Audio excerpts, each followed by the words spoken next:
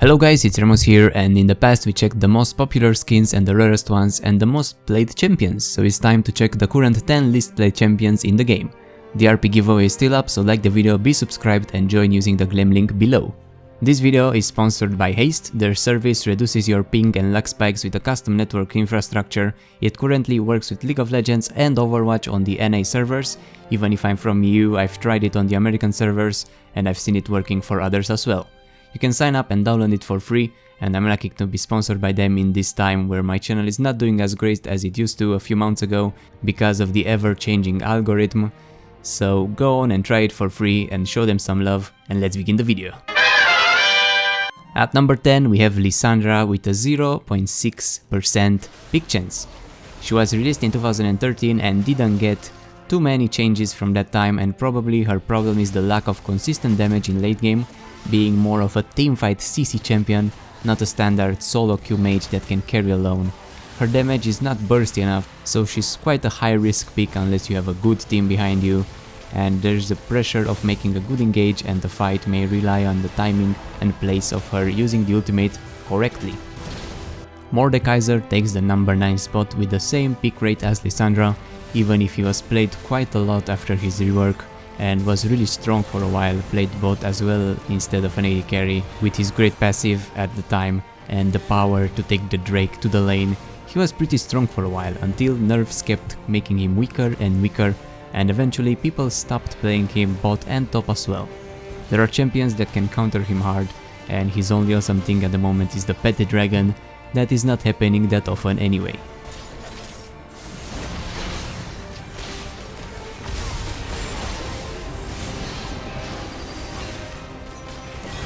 Number 8, Cartos, with 0.6% pick chance as well, but a positive win rate. In fact, this is the first one with a positive win rate on this list, and the only one at a 52% win rate.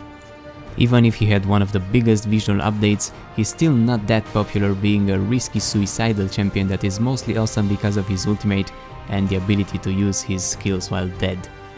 But he's immobile and many champions can beat him easy, especially assassins, and he's not very picked. Next, Shyvana, same pick rate. She was played a bit more top and in the jungle a few seasons ago when top was dominated with tanks.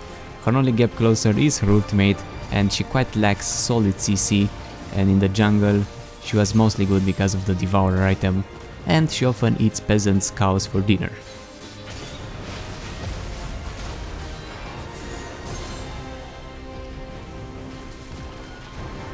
Number 6 is Azir, at a 0.5% pick chance and only a 42% win rate, the worst turn here. He's still good in the right hands, but maybe one of the problems with his popularity is that he's one of the hardest, if not the hardest champion in the game to play and master in my opinion. They also nerfed him several times, including a nerf to his soldier's range, the knock-up and his W on towers. And that made him a lot harder and weaker.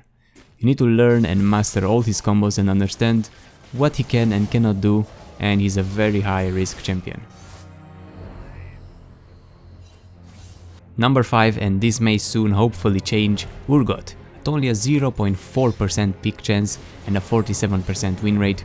Hopefully this will go up with his rework coming next week, but the problem with his old version is that he's also a teamfight champion and requires good coordination for his ultimate with his team, and his old visuals aren't helping him either, and he was never a super strong champion to begin with, and his old kit isn't that good, and he stinks of green hamsters.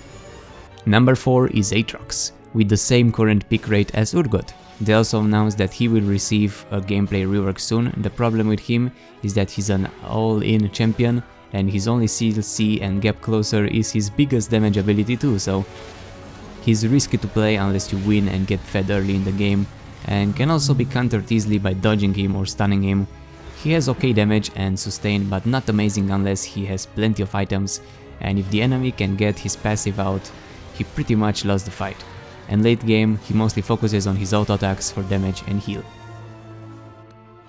At number 3 we have a dragon, Aurelion Sol, at 0.4% as well and almost 50% win rate, but not quite there.